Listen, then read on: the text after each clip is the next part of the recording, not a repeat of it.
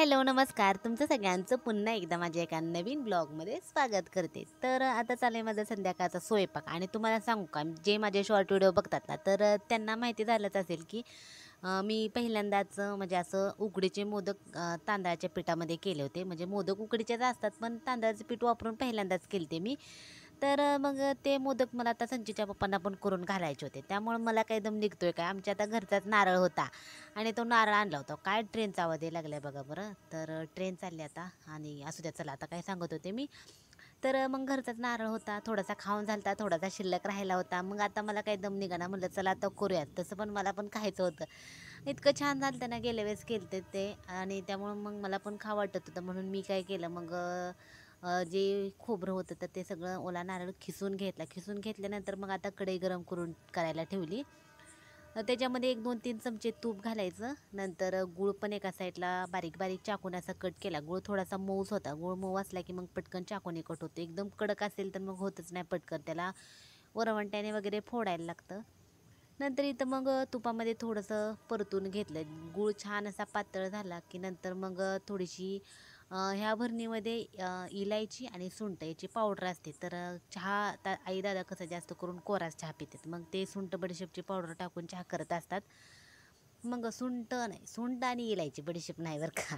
तर त्याची पावडर ते चहामध्ये टाकून करत असतात. तर ते पावडर मग मी शिरा वगैरे करताना किंवा असं काही स्वीट बनवायचं असेल तर त्याच्यामध्ये वापरत असतात. आपलं सारण तयार झाले नंतर ते ताटामध्ये काढून घेतलं. तिकडे डबल घासून घेतले. आता डबल कशाला भांडे पाडायला एवढी सगळी, म्हणून तीच कढई घासून घेतली आणि त्या कढईमध्ये आता मी पाणी गरम करायला ठेवले. आता चालली माझी मोदकाचं म्हणजे पीठ आहे ना, तर त्या पिठाची तयारी. नंतर एका साईडला दुसरं पण कढईमध्ये पाणी गरम करायला ठेवलं, कारण बनवायचे होते मला सोयाबीन. मग सोयाबीनचे पॅकेट कट करून एका ताटामध्ये सोयाबीन काढून घेतले. आणि मी म्हणजे मम्मीनं जे मोदक केले ना, तर त्याच्यामध्ये आम्ही म्हणजे घरचेच तांदूळ दळून घेतले होते. आता इथं काय पीठ वगैरे नव्हतं, त्यामुळं पॅकेटचं पीठ होतं हे.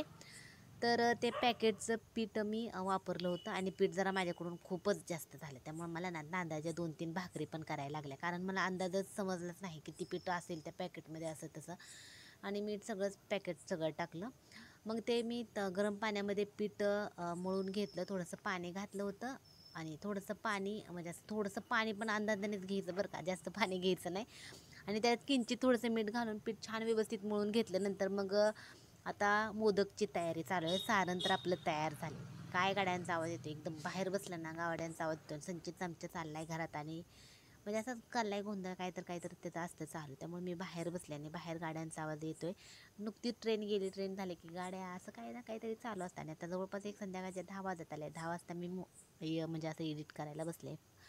व्हिडिओ तर वेळ लागतोय करायला, नंतर सकाळचं काही ना काहीतरी चालू असतं, त्यामुळे मग संध्याकाळच्या वेळेस करत असते मी. चला असू द्या. तर मी एका साईडला पातेल्यामध्ये पाणी गरम करायला ठेवलं. हे बघा, आता मला माहिती नाही तुम्हाला आवाज येतोय का नाही, पण मला तो खूप असा मोठ्याने आवाज आल्यासारखं वाटतं कुत्र्यांचा. तर मग जे पातेलं आहे ना, पातेल्यामध्ये गरम पाणी करायला ठेवलं. चाळणीमध्ये तूप लावलं. तूप पण म्हणजे चाळणी पण गरम करायला ठेवले. मोदक 7 करायचे होते, पीठ जास्तच झालं, त्यामुळे जरा मोदक म्हणलं आता मोठेच करावं. त्यामुळे मग पीठ जरा म्हणजे असं गोळे मोठे मोठेच घेतलेत आणि खाली जे पोळपाट आहेत आणि लाटणं त्याला थोडंसं तूप लावलं. आणि खूप जास्त जाड पण नाही आणि खूप जास्त पातळ पण नाही, अशी छान अशी आपली पुरी लाटून घेतली. आणि एका ताटामध्ये जे आता मगाशी तुम्ही बघितलं सारण जे काढून ठेवलं होतं ना, तर ते सारण घालून घ्यायचं.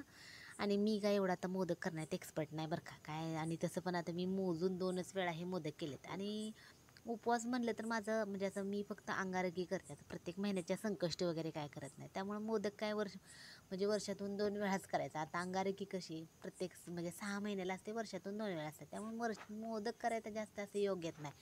आणि कसं प्रत्येक गोष्ट कुठली पण असू द्या ती जास्त प्रॅक्टिसमध्ये असेल तर चांगलं जमतं. आता मला सारण वगैरे चांगलं जमतं, पण जे मोदकाचे जे आकार असतो, ज्या कळ्या म्हणतो ना आपण, ते काय एवढं प्रॉपर असं पाडायला येत नाही. तरी पण मला जसं जमतं तसं माझ्या पद्धतीने मी थोडंफार करत असते. टेस्ट आली म्हणजे बस असं मला तर वाटतं. तर सगळं मग मोदक मी 7 मोदक केले. ते मोदक उकडायला ठेवले. जे सोयाबीन आता मी मगाशी पाण्यामध्ये भिजत घातले होते ना गरम पाण्यामध्ये, तर ते पिळून घेतलं आणि पटकन आता सोयाबीनला फोडणी देते. नंतर मला बनवायचं होतं चपात्या, रोट्या करणार होते मी. रोट्याची पण तयारी चालू होती. तर लोखंडाच्या कढईमध्ये भाज्या करत असतो आम्ही जास्त करून. लोखंडाच्या कढईमध्ये कसं लोह मिळतं आणि चांगलं पण असतं लोखंडाच्या कढईमध्ये खाल्ल्याला वगैरे. आणि पण म्हणजे एकच त्याचा प्रॉब्लेम आहे की तुम्ही कधी पण लोखंडाच्या कढईमध्ये केलं ना पटकन संपवायला लागतं, नाहीतर काय होतं हळूहळू भाज्या काळ्या पडतात. त्यामुळं आता आमचं कसं जेवण झालं की लगेच जेवण करत असतो आणि बाय चान्स कधी लेट वगैरे जेवायचं असेल तर मग ज्या काय भाज्या केल्यात तर ते साईडला काढून ठेवत असते मी. तर असं होतं, नाही काढलं की मग खूपच काळ्या होतात, त्याचं काय टेस्टमध्ये एवढा काही फरक पडत नाही, पण काळे जास्तच होते त्यामुळं. मग इथं आता आपलं सोयाबीन आपलं छान असं तयार करते. सोयाबीन एकदम सिंपल पद्धतीनंच केलं होतं मी. तेल गरम करून त्याच्यामध्ये थोडासा तेजपत्ता, कांदा, टोमॅटो, अद्रक, लसूण, कोथिंबीरचं वाटण घातलं होतं आणि बाकीचा चिकन मसाला, गरम मसाला आणि हळद, चटणी वगैरे घालून असं सोयाबीनला फोडणी दिली होती. संचित आमचा आजार आहे बरं का. आता वारी झाली की कसं पंढरपूरमध्ये वातावरण थोडंसं चांगलं नसतं, क्लायमेटमध्ये खूप चेंज होतो. वारी वगैरे झाले की घाण वगैरे वाढलेली असते, त्यामुळे पंढरपूरमध्ये वारी झाल्यावर खूप जण आजारी पडतात. त्यामुळे संचित पण आमचा आजार आहे आणि त्यामुळे त्याला ताप आला होता आणि ताप आला की सारखं कणकणी वगैरे असली की ओठ वगैरे कोरडा पडतात, तर त्याला मग मी लिप बाम लावला होता आणि मग जाऊन बसला होता. आपलं जेवण वगैरे काय करत नाही, उगाच चालले संचित. आणि 4-5 दिवस झालं संचित स्कूलला पण गेला नाही. दवाखान्यात नेऊन आणलं दाखवून, डॉक्टर म्हणले 2-3 दिवस स्कूलला पाठवू नका आणि व्हायरल इन्फेक्शन आहे, सगळ्यांना तसंच होते आता. आणि असं आहे संचितचं, त्यामुळे आता आजारी असल्यामुळं मग त्याला पण काय स्कूलला वगैरे पाठवलं नाही आणि जरा चांगलं चांगलं केलं की खातेत मुलं पण. तर असं तर रोट्या पटकन करून घेतल्या. आता सॅलड आहे तर लगेच आमचं कसं असतं, झालं की लगेच जेवण करायला बसायचं. काय कसलंच म्हणजे असं त्या टोपल्यामध्ये चपाती संपली ना, टोपलं नाही आता डब्बा म्हणूया आपण, कारण टोपलं नाही. डब्यामध्ये चपात्या आपल्या केल्या की लगेचच चपात्या, रोट्या, भाकरी काय का असेना, शेवटची चपाती पडली का लगेचच मी म्हणजे ताट वाढून घेत असते. तर इथं मी काकडी, गाजर, बीट आणि आता मुळा पण आलाय, तर मग मुळा पण, तर ते सगळं बारीक बारीक असं कट करून घ्यायला लागले.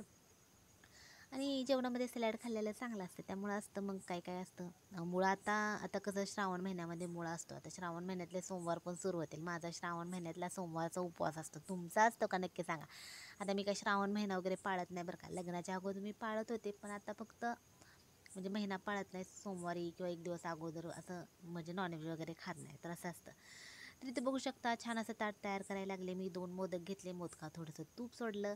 नंतर आता काकडी, गाजर, बीट एवढं सगळं घेतलं होतं सॅलडमध्ये. मक्याची भाकरी तुम्हाला सांगितलंच, मक्याची नाही तांदळाची भाकरी तुम्हाला सांगितलंच, माझ्याकडून पीठ जरा जास्त झालं त्यामुळे मी 3 तांदळाच्या भाकरी केल्या, 1 रोटी घेतली.